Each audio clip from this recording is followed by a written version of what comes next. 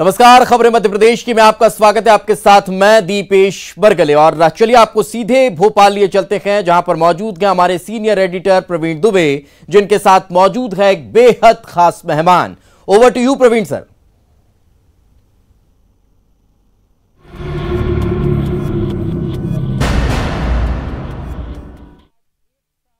पूरे हो गए हैं और हम अगर पार्ट 1 मिला लें मोदी सरकार का तो 6 साल पूरे हो गए हैं।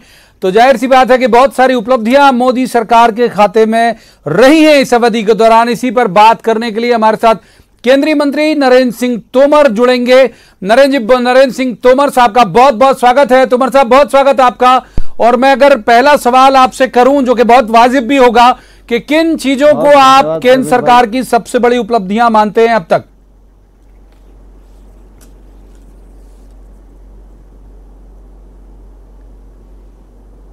केंद्र सरकार में नरेंद्र मोदी जी के नेतृत्व में गत 5 वर्षों में भी अभूतपूर्व सुन पा रहे हैं आप मुझे? लिए गए जी, जिनसे न सिर्फ देश मजबूत हुआ, हाँ सुन पा रहा हूँ, न सिर्फ देश मजबूत हुआ, सारी दुनिया में हिंदुस्तान की साख बढ़ी, प्रतिष्ठा बढ़ी और हिंदुस्तान का बोलबाला बढ़ा। जहाँ तक दूसरी पारी का सवाल है, तो दूसरी पारी में भी नरेंद्र मोदी जी ने इतिहास बनाने का काम किया है। आमतौर पर कुछ विषय ऐसे थे जो विषय लोग राजनीति से जोड़कर देखते थे और लोगों को लगता था कि ये कभी हल नहीं होंगे। राजनीति का विषय जब होता है तो निश्चित रूप से चुनाव के समय उठाया जाता है, लेकिन नरेंद्र मोदी उन नेताओं में से हैं जिनकी कथनी और करनी में एक रूपता है। और नरेंद्र मोदी जी ने भाजपा के नेता के रूप में हमेशा ये बात कही कि चाहे धारा 370 हटाने का सवाल हो और चाहे वो राम मंदिर के निर्माण का सवाल हो, यह देश से जुड़ा हुआ है और इसलिए हम इसको पार्टी से ऊपर उठकर देखते हैं। जब दूसरी पारी प्रारंभ हुई तो कौन सोच सकता था धारा 370 और 35 से हट जाएगी, लेकिन नरेंद्र मोदी के नेतृत्व ने उसको हटाने का काम किया। कौन सोच सकता था ट्रिपल तलाक वाला बिल पास हो जाएगा, कौन सोच सकता था राम मंदिर के निर्माण का रास्ता साफ हो जाएगा। लेकिन ये ऐसे फैसले हैं जो हिंदुस्तान में बरसों बरस से लटके हुए थे। नरेंद्र मोदी जी के कुशल नेतृत्व में मोदी जी ने इन फैसलों को करके यह बता दिया कि उनकी कथनी और करनी में एक रूपता है। और भारतीय जनता पार्टी जो कहती है कि नेशन फर्स्ट पार्टी सेकंड, उस पर हम लोग हमेशा अमल करते हैं। फिर इसके बाद अगर हम देखेंगे तो चाहे गांव हो, चाहे गरीब हो, चाहे किसान हो, उसके हित में भी लगातार नरेंद्र मोदी जी की सरकार ने फैसले लिए।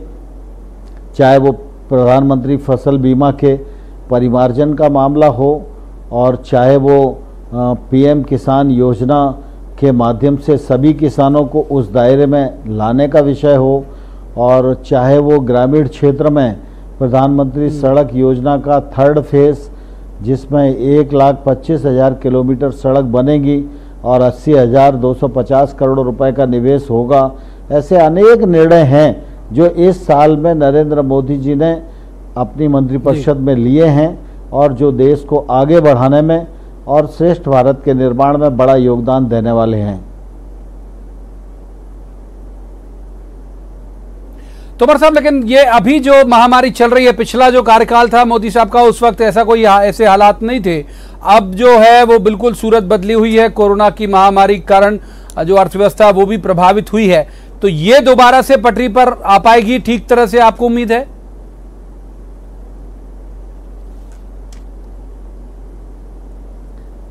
देखिए, हिंदुस्तान के नागरिक की ताकत और बड़ी ताकत है। दुर्भाग्य से कांग्रेस के लोगों ने कभी इस ताकत को पहचाना नहीं और इस ताकत का उपयोग देश हित में किया नहीं। आपत्तियां आती हैं, प्राकृतिक प्रकोप आते हैं, लेकिन अगर आम जनमानस की जिज्ञासा उससे लड़ने की है और नेतृत्व लीड करने को पूरी ताकत के साथ तैयार है, तो किसी भी बड़ी से बड़ी विपत्ति से हिंदुस्तान जूझ ही नहीं सकता, जूझ भी सकता है और उस पर विजय भी प्राप्त कर सकता है। कोरोना वायरस का संकट हम सबके सामने है। कोरोना वायरस के संकट के दौर में नरेंद्र मोदी जी ने जो लीडरशिप दी, उसकी सराहना सिर्फ हिंदुस्तान में नहीं है, उस लीडरशिप की सराहना आज पूरी दुनिया में हो रही है और भारत की साख उसके कारण भी बढ़ी है और प्रतिष्ठा बढ़ी है, विश्वसनीयता बढ़ी है। लॉकडाउन के समय में जो रणनीति नरेंद्र मोदी जी ने अपनाई, लॉकडाउन की घोषणा उन्होंने की, गांव गरीब किसान का उन्होंने ध्यान रखा और यह कोरोना वायरस का सामुदायिक विस्तार न हो, इसके लिए जो कठोर निर्णय लेने की आवश्यकता थी वो निर्णय उन्होंने लिए। और मुझे ये कहते हुए बहुत प्रसन्नता है कि जनता ने, राज्य सरकारों ने बड़ा योगदान इस पूरे निर्णयों को सफलता के सोपान तक पहुंचाने के लिए किया। इस दृष्टि से हम सामुदायिक विस्तार को रोकने में भी सफल हुए। अब लॉकडाउन धीरे धीरे रिलैक्स हो रहा है तो निश्चित रूप से आर्थिक गतिविधियां भी बढ़ रही हैं और मुझे कहते हुए प्रसन्नता है कि नरेंद्र मोदी जी ने गांव की गतिविधियों को और कृषि की गतिविधियों को समय समय पर जैसे भी आवश्यकता पड़ी वैसे वैसे उन्होंने खोलने की अनुमति प्रदान की। आपको ध्यान है प्रवीण जी, जब लॉकडाउन घोषित हो रहा था उस समय सारी फसल खेत में कटाई के लिए तैयार थी। लोगों को लगता था कि अब फसल कैसे कटेगी, लेकिन किसान ने फसल की कटाई भी की और किसान ने फसल का उपार्जन भी किया और आज खरीद लगभग पूर्णता की ओर है और ठीक प्रकार से भारत सरकार की एजेंसियां एफसीआई और नेफेड ग्रामीण क्षेत्र में खरीद का काम कर रहे हैं और किसान ने इसी प्रतिकूलता के दौरान ग्रीष्म ऋतु की जो फसलें थी उन फसलों की जो बुआई है वो गत वर्ष की तुलना में 45% अधिक करके यह दिखा दिया कि किसान किसी भी बड़ी से बड़ी चुनौती को स्वीकार करने और उसने लड़ने के लिए पूरी तरह तैयार है। और ग्रामीण क्षेत्र में आर्थिक गतिविधियां बढ़े, इसके लिए मनरेगा, प्रधानमंत्री ग्रामीण सड़क, प्रधानमंत्री आवास योजना और ग्रामीण क्षेत्र में काम करने वाली इंडस्ट्री सबको खोलकर प्रधानमंत्री जी ने गांव की अर्थव्यवस्था को बल प्रदान किया है। आज मनरेगा के अंतर्गत 35 करोड़ श्रम दिवस सृजित कर लिए गए हैं और 5 करोड़ लोगों को जॉब ऑफर किया गया है। पिछले मई के माह में तुलना करें तो ये 40% अधिक है। मनरेगा में 33,000 करोड़ रुपए की स्वीकृति हम लोगों ने राज्यों को दे दी है। 26,000 करोड़ रुपए से अधिक रुपया राज्यों को जारी कर दिया है और ये मजदूर भाई जो बाहर से अपने घरों पर लौटे हैं इनको भी किसी प्रकार की तकलीफ ना हो। मनरेगा के अंतर्गत अगर वो काम करना चाहें तो उन्हें काम मिल सके, इसलिए जो 20 लाख करोड़ रुपए का पैकेज है उसमें 40,000 करोड़ रुपया मनरेगा के लिए अधिक आवंटन किया है। 1 लाख करोड़ रुपया कृषि के लिए पैकेज दिया है, कृषि अवसंरचना के लिए 20,000 करोड़ रुपया फिशरीज के काम को बढ़ाने के लिए पैकेज में घोषित किया है। 15,000 करोड़ रुपया एनिमल हस्बेंड्री के लिए दिया है। 4,000 करोड़ रुपया हर्बल खेती के लिए दिया है और प्रोसेसिंग इंडस्ट्री बढ़ सके उसके लिए भी 10,000 करोड़ रुपए की घोषणा की है। कुल मिला के ग्रामीण भारत के बारे में और कृषि आगे बढ़े इस दृष्टि से सरकार ने लॉकडाउन के अवसर पर भी और पैकेज में भी बड़ी चिंता की है, जो आने वाले कल में आत्मनिर्भर भारत की बुनियाद को ही मजबूत नहीं करेगा, इमारत को भी खड़ा करने में सफल होगा। तोमर साहब, एक बात हमेशा कहते हैं प्रधानमंत्री नरेंद्र मोदी, वो कहते हैं खेती को फायदे का धंधा बनाना है, तो इस लक्ष्य तक कब तक पहुंच पाएंगे? आप खुद भी एग्रीकल्चर मिनिस्टर हैं कि जो खेती है वो आम किसानों के लिए भी फायदे का धंधा हो जाए।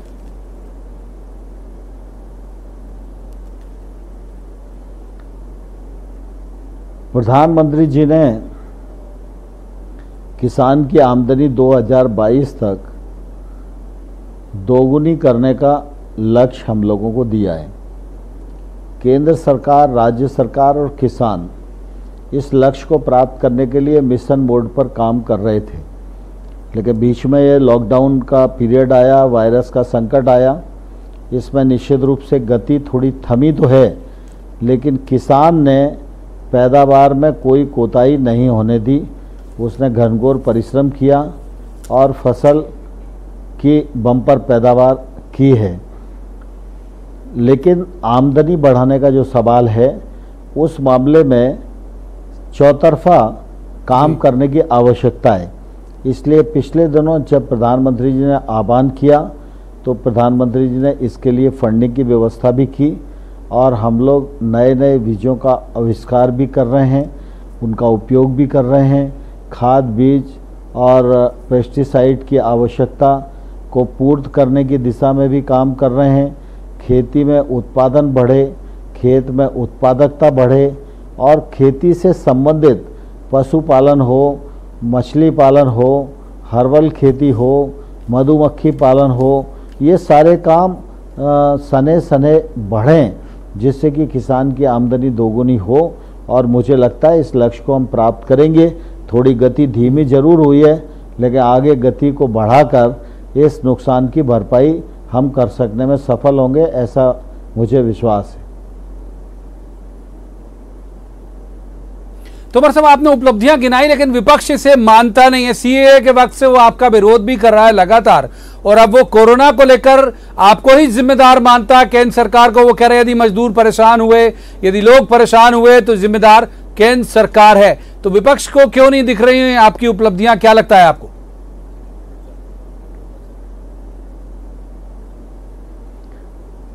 मैं प्रतिपक्ष के लोगों को विनम्रता से आग्रह करना चाहता हूं कि आपदा के इस मौके पर राजनीतिक संकीर्णता से ऊपर उठकर सबको मिलकर काम भी करना चाहिए और अच्छे सुझाव भी देना चाहिए।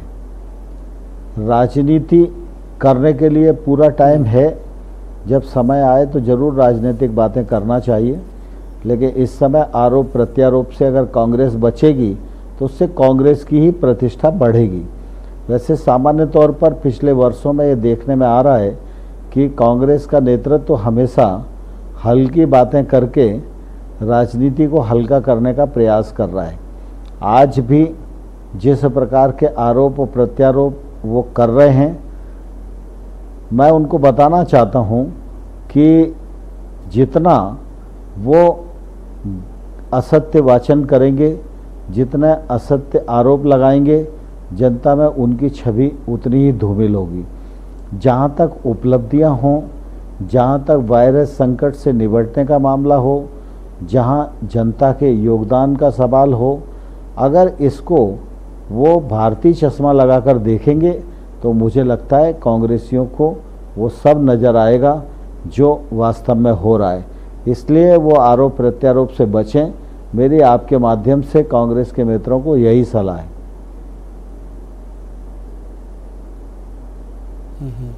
राहुल गांधी भी कहते हैं, लेकिन राहुल गांधी कहते हैं लॉकडाउन का कोई फायदा नहीं हुआ, तेजी से संक्रमण बढ़ता चला गया। वो तो बड़े नेता हैं राहुल गांधी भी कांग्रेस के।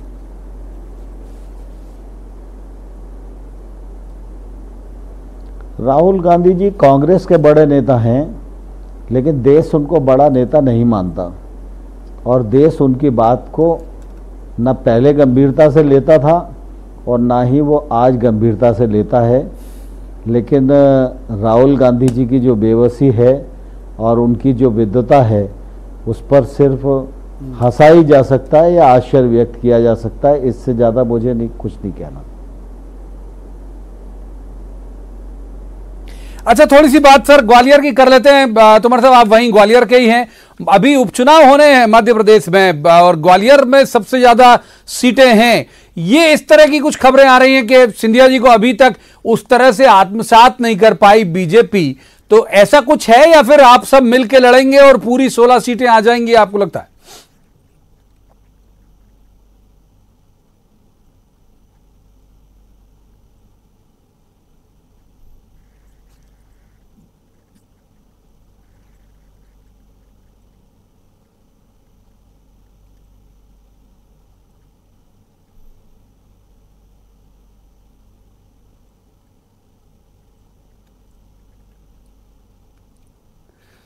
कुछ शायद तकनीकी दिक्कत है, मुझे लगता है कि तोमर साहब के पास हम तकनीकी वजह से शायद पहुंच नहीं पाए।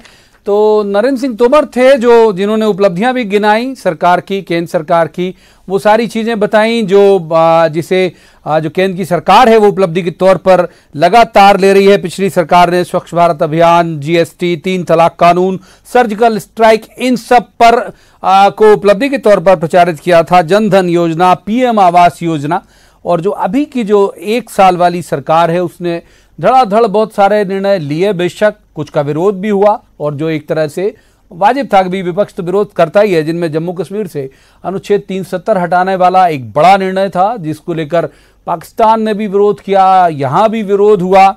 नागरिकता संशोधन कानून, जिसका जिक्र अभी हमने किया भी था, नरेंद्र तोमर जो केंद्रीय कृषि मंत्री हैं उनसे, नागरिकता संशोधन कानून को भी हटाया इस सरकार ने, और इसे वो उपलब्धि के तौर पर ले रही। करतारपुर साहिब कॉरिडोर जो पाकिस्तान तक के लिए था, जो एक खास सिख धर्मावलंबियों के लिए शुरू किया जाना था, उसे भी अपनी जीत को लेकर अपनी उपलब्धि के तौर पर केंद्र सरकार इसे प्रसारित कर रही है। और अभी ये कोरोना वाले मसले को लेकर जिस तरह से संकट आया और देश को दुनिया लॉकडाउन के दायरे में आई, तो जाहिर सी बात है कि भारत भी लॉकडाउन के दायरे में आया, और उस दौरान किस तरह के इंतजाम किए गए उसको लेकर विपक्ष सवाल उठाता रहा।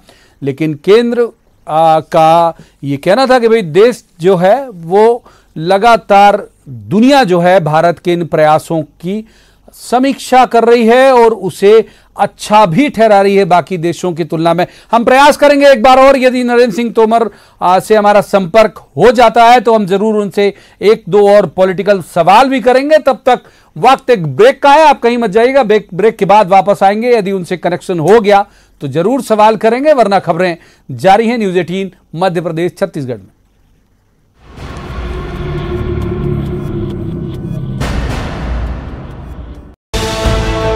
ब्रेक के बाद आपका स्वागत है। इस वक्त बड़ी खबर हम आपको बता देते हैं, देश में 30 जून तक का लॉकडाउन बढ़ा दिया गया है। आपको बता दें अनलॉक 1 जो है गृह मंत्रालय ने गाइडलाइन जारी की है, उसके अनुसार अलग अलग चीजें इसमें बताई गई हैं। लेकिन जो सबसे महत्वपूर्ण बात है कि जो लॉकडाउन 5 है वो अब देश में लागू पूरे जा रहा है, और 1 तारीख से 30 तारीख तक ये लॉकडाउन देखने को मिलने वाला है। 30 जून तक ये लॉकडाउन रहेगा, लेकिन इसमें अलग अलग छूट दी गई है, अलग अलग व्यवस्थाएं इसमें देखने को मिलने वाली है, अलग अलग चीजें इसमें जो पाबंदियां हैं वो अलग रहेंगी, जो रियायतें हैं वो अब आपको थोड़ी अलग यहां पर देखने को मिल सकती है। कुछ व्यवस्थाओं में छूट दी गई है, कहीं कहीं सख्ती भी देखने को मिलेगी। तो अलग अलग चीजें इस नए लॉकडाउन में अब आपको नजर आने वाली है।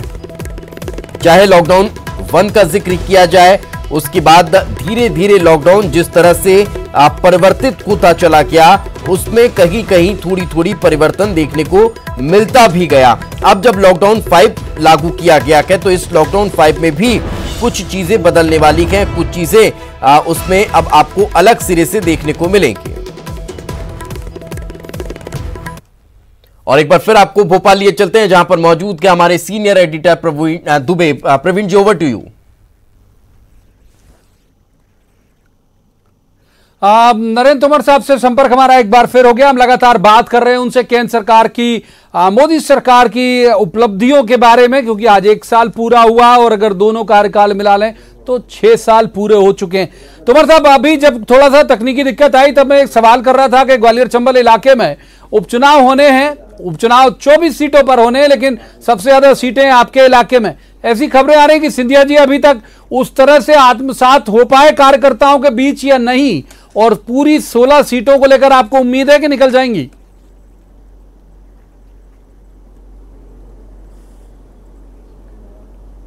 देखिए प्रवीण जी, जब कांग्रेस की सरकार मध्य प्रदेश में थी तो उस समय भी आप सब लोग पूछते थे इस सरकार का क्या होगा जी। तो मैं हमेशा एक ही बात कहता था कि यह सरकार अपने बोझ से गिरेगी। कांग्रेस की सरकार ने जनता के साथ वादा खिलाफी की, भ्रष्टाचार चरम पर पहुंच गया और वादा खिलाफी को लेकर श्री ज्योतिरादित्य सिंधिया जी ने कांग्रेस से विद्रोह किया। विद्रोह करने के कारण सरकार गिरी। 22 विधायकों के इस्तीफे हुए। 2 स्थान हमारे विधायक गणों की मृत्यु के कारण खाली हैं। ऐसे कुल मिला के 24 चुनाव हैं। और अब ज्योतिरादित्य जी जब भारतीय जनता पार्टी में सम्मिलित हो गए हैं तो वो भारतीय जनता पार्टी के नेता हैं।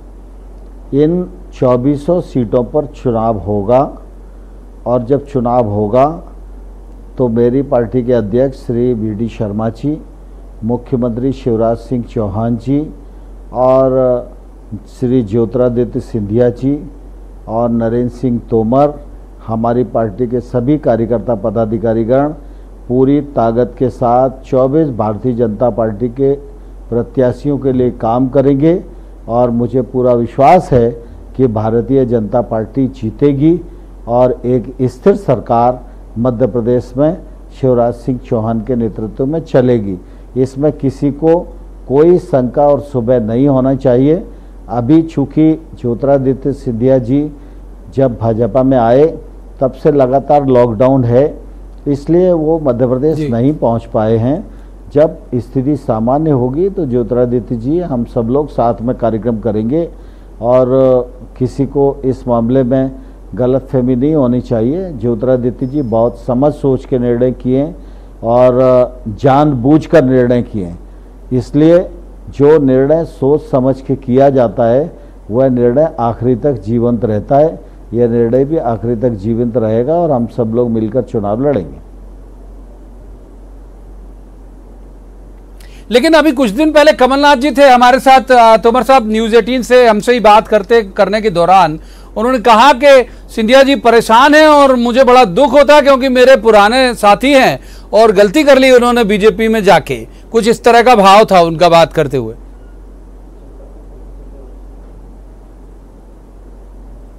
तो कमलनाथ जी को अब पछताना नहीं चाहिए।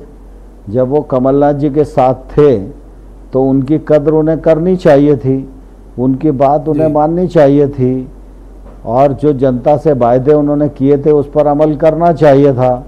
अब क्या है, मतलब जब सारा मामला ख़त्म ही हो गया और ज्योतिरादित्य जी अब कांग्रेस पार्टी में नहीं है तो उनके पछताने से क्या होगा। फिर से एक बार केंद्र सरकार की उपलब्धियों पर आते हैं तोमर साहब। ये जो आपने उपलब्धियां गिनाई, कुछ हद तक मैं सहमत भी हूं, दर्शक भी सहमत होंगे। कुछ को लेके सवाल होंगे उनके मन में जो लगातार होते आ रहे, चाहे सीएए को हो या 370 को लेके हो, कुछ एक खास वर्ग को लेके के मन में सवाल है। मैं उपलब्धियों के बजाय अब ये जानना चाहता हूं कि जो आने वाला दौर है इसमें बड़ी चुनौतियां आप क्या मानते हैं कि कौन सी ऐसी बड़ी चुनौतियां हैं जिसका सामना सरकार को करना होगा।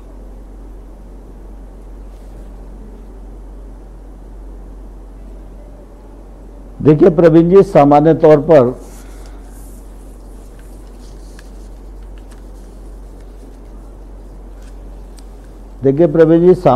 पर रास्ता तो हमेशा चुनौतियों पर से भरा ही रहता है और चुनौतियों को स्वीकार करना, आगे बढ़ना, यही व्यक्ति का और राष्ट्र का धर्म होता है।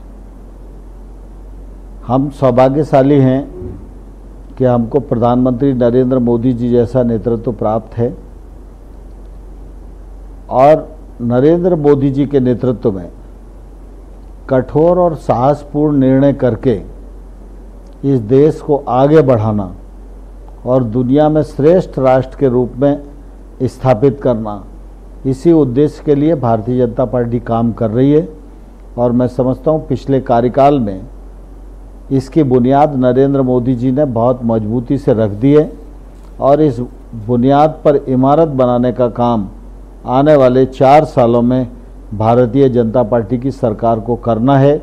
इसमें बहुत सारी चुनौतियां भी हैं, बाधाएं भी हैं, लेकिन मोदी जी का दृढ़ संकल्प है और उसके सहारे सारी चुनौतियों से हम निपटेंगे भी और उन पर विजय प्राप्त करेंगे भी।